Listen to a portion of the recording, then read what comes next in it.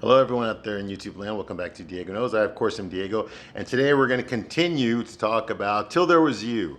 That's right, Till There Was You, that wonderful, wonderful rom-com that I absolutely love with all my heart and soul. I'm not making that up. I love this movie. I saw it when I was a young man in the Marines. I saw it for free on the base theater because I was a private in the Marine Corps in North Carolina at Camp Lejeune. Had no fucking money, had no fucking car. Okay, I didn't want to blow it, the little bit of money I had. I didn't want to blow it out partying and getting drunk and shit on the weekends. So I decided to go to the base theater where they showed movies for free. Okay, new release. Now, well, semi-new. They'd already been out for a few months by the time we got them. Okay, so I watched a lot of movies that way. I remember walking around the base, like I said, no car. And I would go there, and I'd watch a lot of movies. I watched a lot of good movies that way. I watched a lot of rom-coms there for some fucking reason. Why would you show rom-coms in a base theater that's like 96% men? I don't get it. But anyway, there was a lot. We all know the 90s was the golden era of fucking rom-coms, all right? There's a shitload of rom-coms came. I mean, Meg Ryan and fucking Julia Roberts just dominated the fucking genre completely, all right? In the 90s, I watched so many fucking rom-coms in that theater. It's not because I was looking for it. That's all they had. I mean, I watched a couple of other shit too. But yeah, whatever they were showing, I watched it. I watched fucking Hope Floats with Sandra Bullock and Harry Connick Jr. I watched fucking some bitchy movie with fucking Matthew Broderick and Meg Ryan. Y'all know which one it is. I watched a lot of shit like that there, okay? Yeah, a lot of rom-coms in that theater that I remember. Okay, so, and I watched this one, okay? And this one I really liked. I liked it a lot. It really touched me. I thought that it was very cute. I liked the piano music. I liked that it was a story about two people, not one person that falls in love, which is your typical rom-com where a girl falls in love with some fucking hot-ass guy, okay? And that's what the whole fucking movie's about. No, it wasn't like that. It was like, you had these two people, a woman and a guy, who don't even fall in love with each other until the end. Okay, but you realize that like they're meant to be together because you look at both of their lives and you see all the things that are happening to them. They know the same people. They grew up in the same place. Okay, they go to the same places. Like I said, they're completely supposed to already know each other because they know everybody that each other already knows. Okay, but for some fucking little reason, it doesn't work out that way. Like she doesn't just meet this guy. I mean, she's living in the building that his company bought. Because the girl he's screwing sold it to his company, but the girl he's screwing is also the woman that the girl is writing the fucking autobiography for. Now, it's a rom-com, so you do have to check your brain at the door, okay? I love this movie for sentimental reasons. I remember who I was back then. Very young guy, I was early 20s. I was probably like 21 or something when I saw this movie. I was a kid, I was lonely, I was broke. And this was the kind of thing that I really, really just wanted. I wanted to fall in love so bad at that time in my life. It fucking sucks, man. It sucks. I'm watching fucking rom-coms. But anyway, so I was, and but I was a young man back then. Now that I'm older and wiser, a little bit more experienced, I watched this movie again because I wanted to create this segment here that I have on my channel called Chick-Flick Praise. Okay, these are actually chick flicks that I actually like. Now, what I do on this channel is I destroy your fucking chick flicks. And I destroy Sex and the City. Those new episodes haven't come out yet. They're going to come out this summer, and I'll destroy them then. All right? And just like shit, that show, and just like crap. Okay, but we ain't there yet. Okay, I've already reviewed every fucking episode of Sex and the City. Every fucking one. And the movies. And the first season of that piece of shit and just like crap. I already reviewed it. Okay, I've also reviewed some of your favorite chick flicks. What I review here? The Notebook, yeah. Thelma and Louise, Pretty Woman, Breakfast at Tiffany's, League of Their Own. I already fucking roasted all that shit, okay? I already destroyed all that shit, all right? And then I created a new category, chick flicks for guys. Yes, chick flicks from a guy's point of view about men that act like fucking men. Holy fucking shit. Yeah, there's a few of them out there. And I started that segment too. And this segment here is chick flicks that I actually liked. But did I like them? Did I really like them? Well, now that I've watched this movie again, yeah, it's a piece of shit. It really is. When I first saw this movie, I did not pay attention to the box office. I did not pay attention to whether the movie was successful or not, or whether it helped anyone's careers. I did not pay attention to that shit back then. I do now, but I didn't back then. So whenever I would show this movie to girls, I was dating her stuff. I bought it on DVD when it first came out. I think I was the only one that did. I mean, you can watch that fucking movie now for free on YouTube. Shit, I got the fucking DVD back over there. You can buy it for free on YouTube. You can watch it for free on YouTube. Shit, what the fuck? Anyway, so yeah, and nobody heard of it. Like, very few people have heard of this movie. That's why nobody's watching these fucking videos I'm doing. Nobody heard of this movie, and I couldn't understand because I loved it so much. Well, now that I've seen it again, yeah, it was a piece of shit. It's a piece of shit. It really is. Okay, you gotta check your brain at the door. It does not change my feelings for this movie, but I can't, once I've seen something, I can't unsee it. And I cannot unsee the failure of this movie. I cannot unsee the horrible acting of Jeanne Tripplehorn. I mean, she's terrible in this fucking movie. I know she went to Juilliard. I don't know how the fuck did she get in there? I know she was a model before, but she just cannot pull off the fucking the body humor. Okay, there's actresses that can do it. Okay, think like the Kristen Wiig, Anna Faris, Carol Burnett could do it. Lucille Ball, obviously she was a queen of it. Just with the girl that's clumsy and bumps into shit, knocks things over, stuff like that, always hitting her head on the ceiling, that kind of shit, all the time. There's women that can do that. Jeanne Tripplehorn is not one of those women, and they do. That's the role that she's playing here. She's playing this klutz. It's always bumping into shit, and knocking people over, and dropping things, and and getting her foot stuck in the floor, and slamming her head against the fucking door because she didn't look in front of her. That kind of shit. That's what she's doing throughout the entire fucking movie, and it's just like she's too pretty for that. She's not funny at all that way. It looks bad. It looks bad. Really. I mean, she just cannot pull that off. Okay.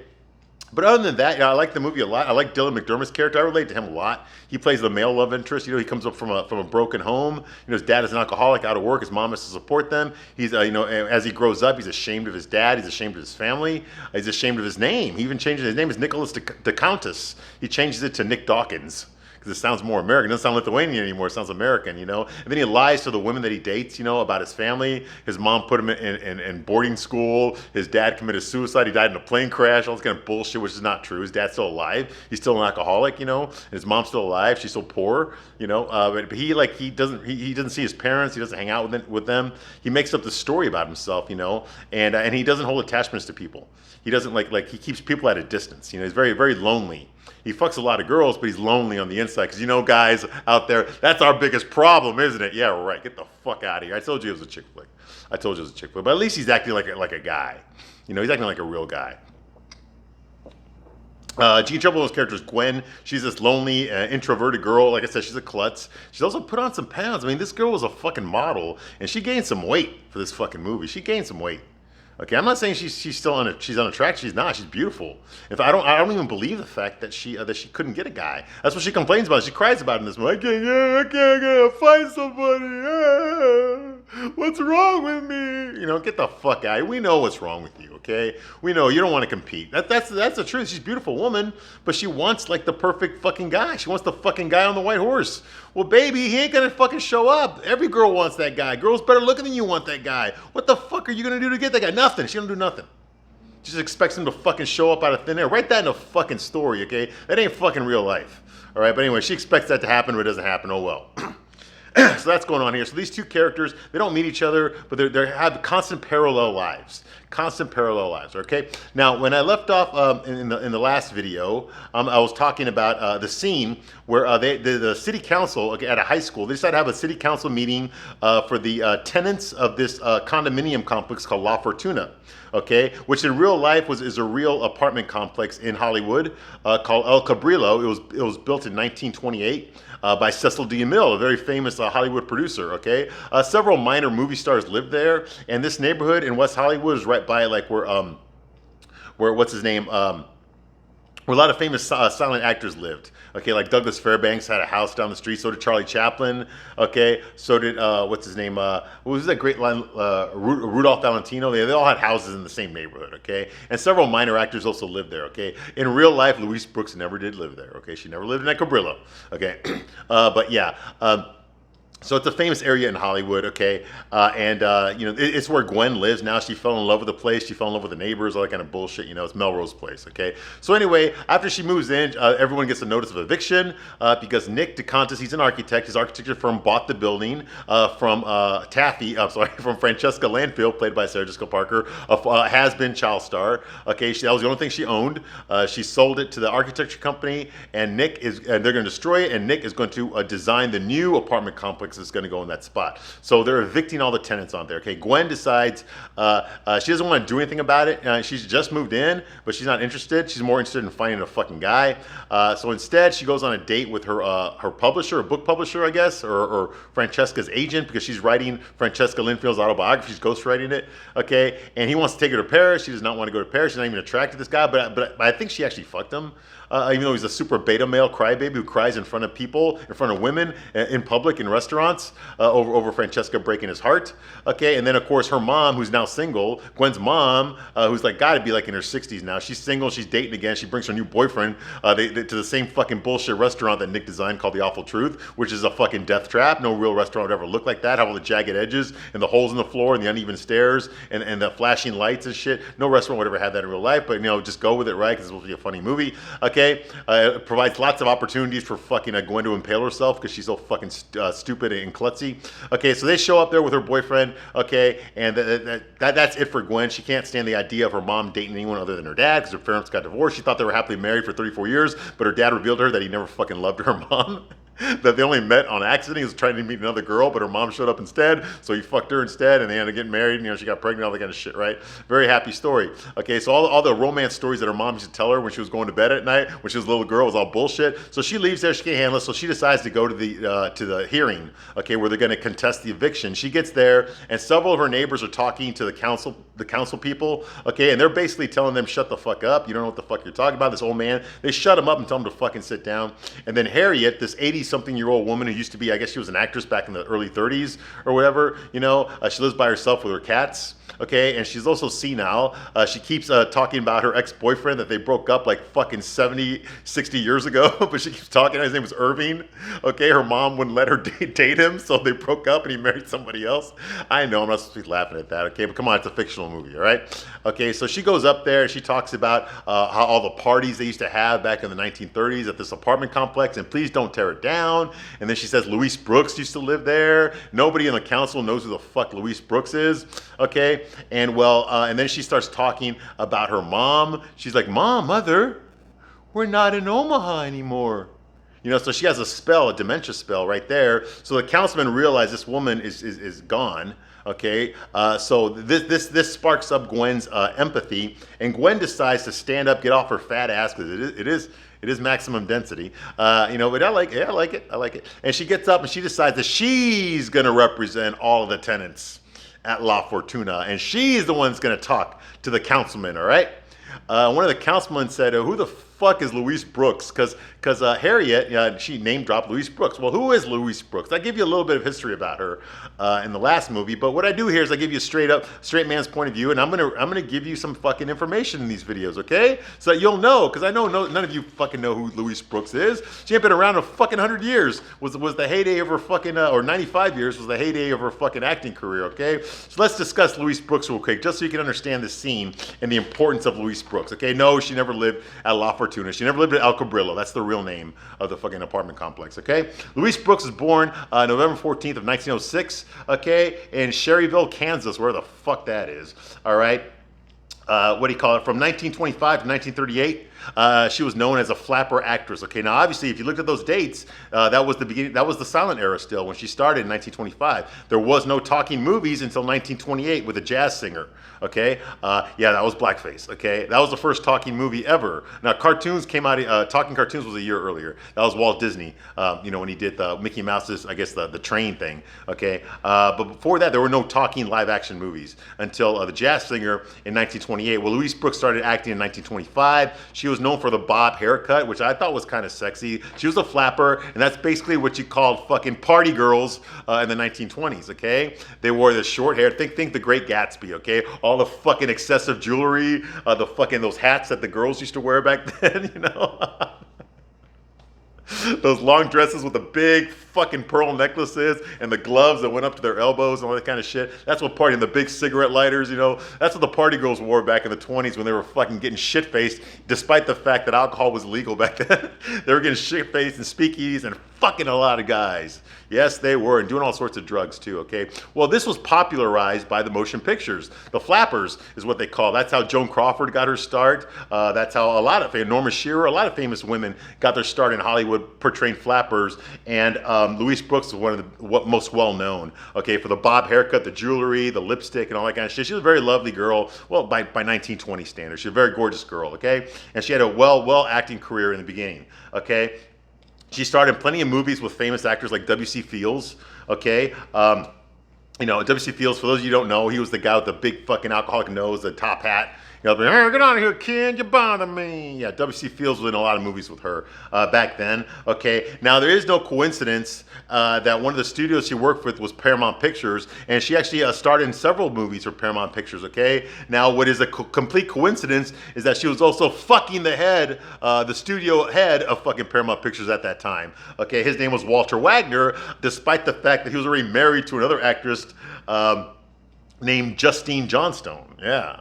There's like everyone in Hollywood was fucking each other in the 20s, man. You should hear some of this shit I know about Charlie Chaplin and Marion Davis. Yeah, that was what's his name? William Randolph Hearst's girlfriend, not his wife, his girlfriend, because his wife wouldn't give him a divorce. Marion Davis, he was fucking her too, but she was fucking everybody else, like Charlie Chaplin shit. And there was a big murder on the fucking boat that he had. Yeah, that's another story though. We won't talk about that right now. I'll do another video on that. But anyway, a lot of fucking shady shit going on in the 1920s, okay, especially in Hollywood, like today, no difference, okay. So she was fucking the head of Paramount Pictures, Walter Wagner, and she also had a tendency of fucking her co-stars and her stuntmen as well. Yeah, she did that a lot actually. Okay. And she also fucked several producers like Jack Pickford. He's another famous Hollywood producer. And despite being married, she was married to a guy named Eddie Sutherland, who was a director, who was a Hollywood director. She was married to him for like 2 years. Despite the fact that she was married to him, okay, she would cheat on him all the fucking time, okay? And eventually she fell in love with another guy, apparently. We thought it was love, but later on she said it wasn't, okay? But she left him for another guy in 1928, so that means they were only married for 2 years. She left for a guy named George Preston Marshall. That's the guy I mentioned in the last video, okay? George Preston Marshall, he owned a lot of fucking laundromats, okay? In America, he was a millionaire, okay, which is a big deal, especially in the Great Depression. Okay, and he also owned the Washington Redskins football team, which was kind of a new sport at that time. It was a very young sport at that time. That's where they wore like the leather helmets instead of like the plastic ones that they wear today. Okay, so that was going on here. Okay, when George Marshall, when he realized that Louise Brooks could not stay faithful to him, okay, at all, she had a tendency for fucking her co-stars, okay, and men and women. She fucked a lot of women too. She fucked Pepe Lederer, that was another silent film actress. Peggy Fears, another silent film actress. And of course, the queen of silent film actresses, Greta Garbo. Yes, she fucked Greta Garbo too. Get the fuck out of here, man. This woman was fucking AIDS. I'm pretty sure she invented AIDS. Okay, if she didn't, fucking Rudolph Valentino did. Well, one of them invented AIDS. Okay, it's just been in gestation till now. Okay, that's who she was. But then again, man, all the Hollywood starlets were doing that too. So what the fuck? Anyway, alcohol was illegal, so everyone was breaking the rules in some form or another. All the women were all fucking smoking because the cigarette ads were telling women to be a feminist and go smoke. You know, because women were trying to get the right to vote and all that kind of shit. All that crazy. Well, that was a little bit earlier. Okay, so all that kind of bullshit was going on at that time. Cars were being produced at a breakneck speed. People were starting to buy automobiles and all that kind of crazy shit was going on back then. All right, it's 100 years ago, but yeah. Oh well.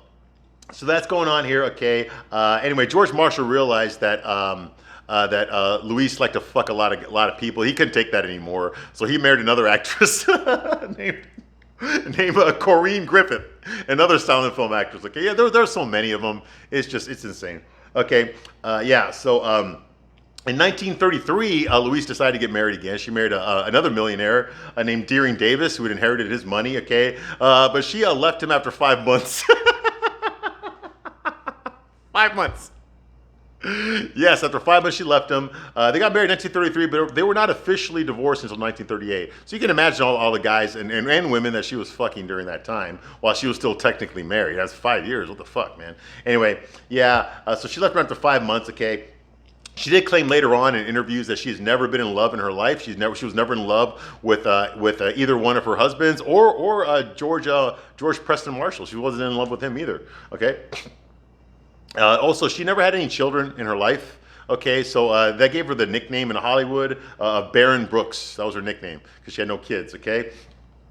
She dated a lot of famous people while she was popular, even though she was married. One of the guys that she dated was a guy named William S. Paley. He actually founded CBS. Yes, he was the founder of CBS. She dated him for a while, okay? And even though he got tired of her fucking around with him too, however, for some reason, he did provide for her a monthly stipend, a modest one. I don't know how much it was, but it wasn't. It was enough to live on, but not enough to live like extravagantly or anything. Definitely not what a Hollywood actress makes.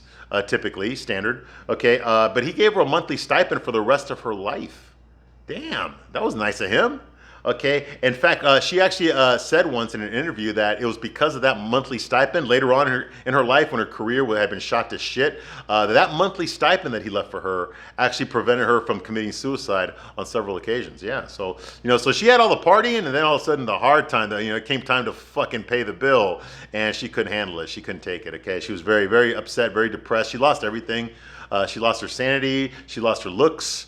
She lost her money. She lost her fame. She lost a lot of shit, but we'll get to that here. Okay.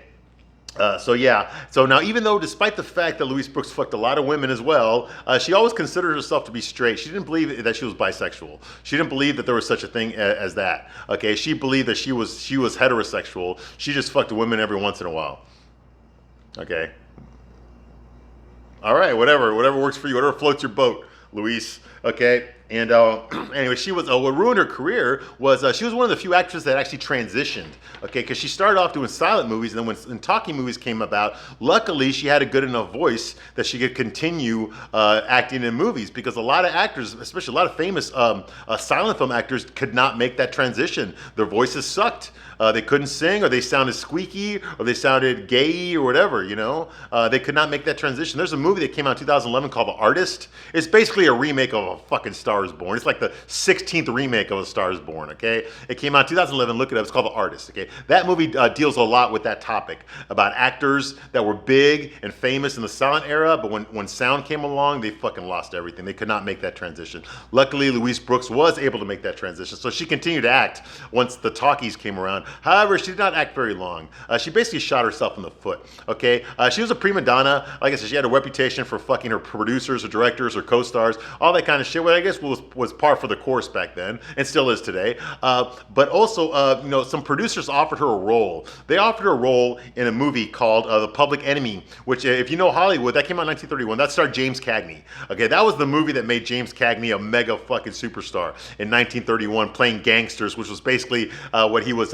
typecast to play for most of his career. James Cagney played gangsters. Okay, he was so good. He was so good at it. Okay, so she was hired to play the love interest in that movie. She would be the second lead.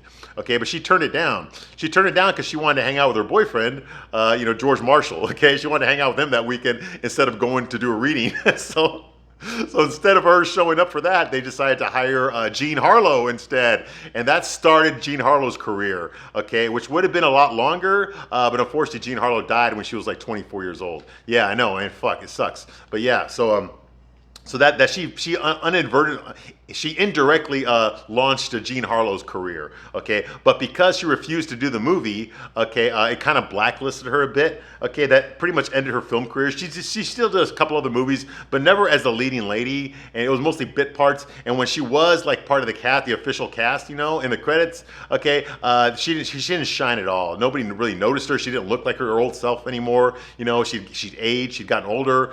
She'd been doing drugs and drinking a lot. So she wasn't looking as pretty as she used to when she was in her 20s and young, okay, and a flapper. The whole flapper thing had gone away by then, okay. So that's going on here, okay. That ended her film career.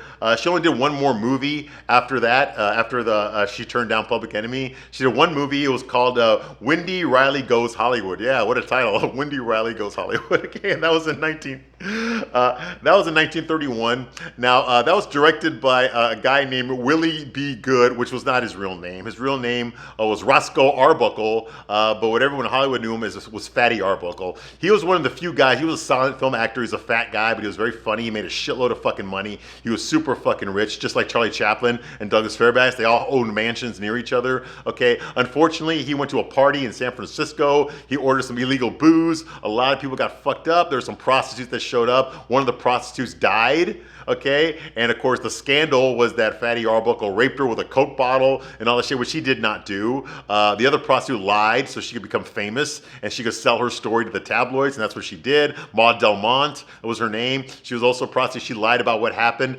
to Virginia Rapé. That was the actress, the starlet, the slash prostitute girl who wanted a movie career. She thought by fucking Fatty Arbuckle it would help her career get acting jobs so she wouldn't have to fucking whore on the street anymore. But she died. She died. Well, she died because she'd had a bullshit, an illegal abortion by a quack doctor the week before. Okay, who coincidentally was the same doctor that did her autopsy.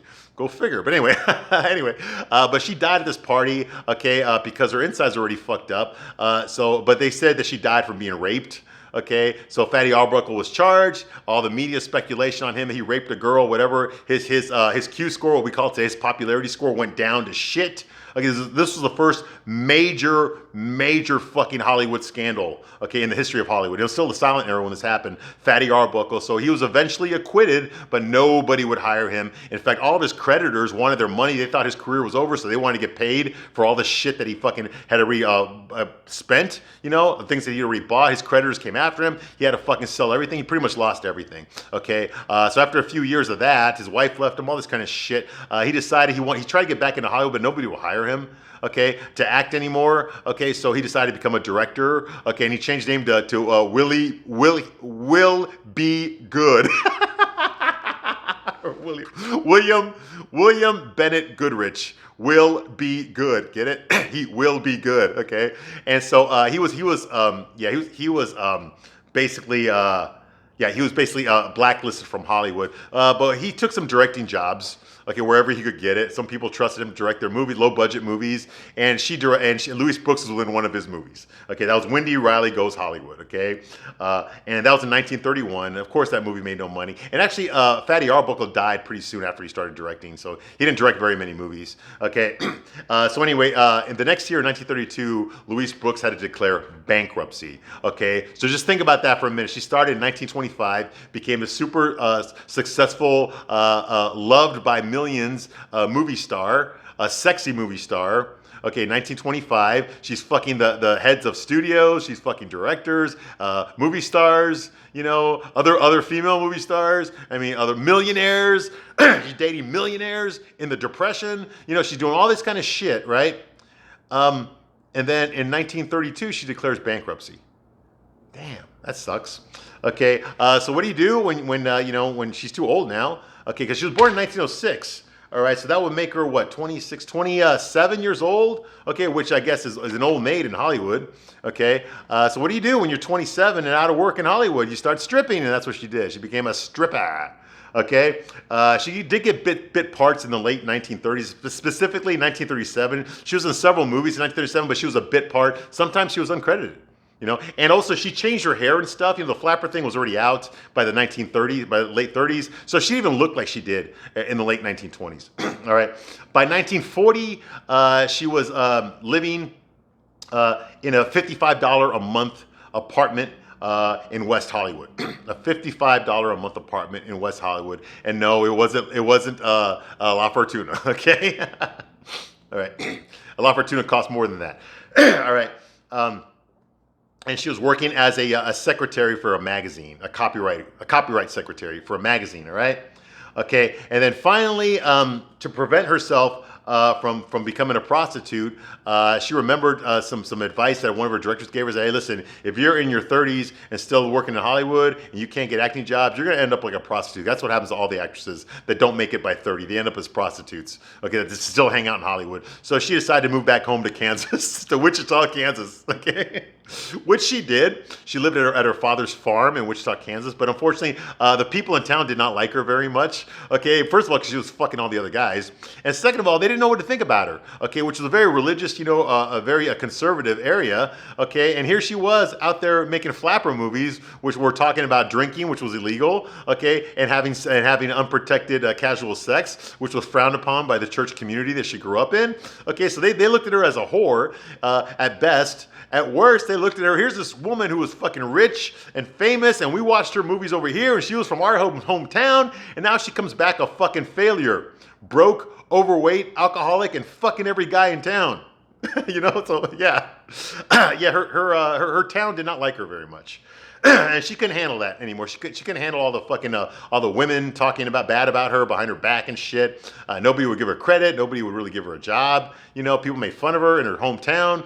She was an embarrassment for her parents, her fathers particularly. So she decided to get the fuck out of Kansas. So what did she do? She went to New York. Okay, and when she got to New York, she became a prostitute. Yes, she did. An escort, a courtesan, a call girl. A lady of the evening. Okay, yeah, she became a fucking hooker in New York. Wow. Yeah. From 1948 to 1953, she was a fucking prostitute in New York. But she wasn't just a prostitute. She was also addicted to drugs. She was also an alcoholic. And she also had extreme suicidal tendencies, okay? And now, I'm not trying to say this to make fun of her or anything like that. I'm not. Because I understand that, okay? I understand, when people have had everything, especially young, and all of a sudden they lose it all, it's hard for people that are so used to having things given to them, for them to lose all of it, to lose their social status, to lose their money, to lose their self-esteem, to lose their looks, to lose all these things. And that's basically what happened to her. People forgot about her. So she had to resort to fucking, to whoring. Just to make ends meet, okay? And in order for her to do it all the time, she had to fucking pop pills like crazy. She had to drink booze all the time because she picked up a lot of her johns from bars, sleazy bars in New York, okay? Even when she was living in Kansas with her dad, a lot of guys wanted to fuck her, and she did fuck a lot of guys, but she was hoping that one of them would settle down with her, and they wouldn't, okay? They just wanted to fuck her to say, hey, I fucked Louise Brooks, and then they would forget about her. They would leave her.